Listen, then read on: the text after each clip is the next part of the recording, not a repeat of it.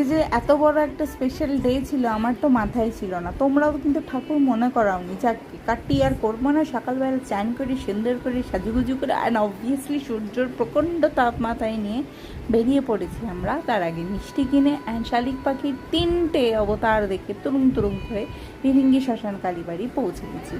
এখানে পৌঁছতে না পৌঁছতেই দেখলাম এক অদ্ভুত জিনিস।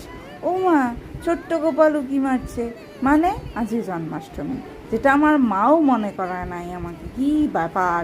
এই যে মৌমাছিগুলো আমাকে তাই জন্য কথা শোনাতে এসেছিলো। যাকে প্রসাদ পেয়েছি। এবার চললাম ব্রেকফাস্ট সারতে। এক জায়গায় পরোটা আর গরম গরম সয়াবিন আলুর তরকারি খেয়ে ঘরের উদ্দেশ্যে। চলে যাচ্ছিস কেন?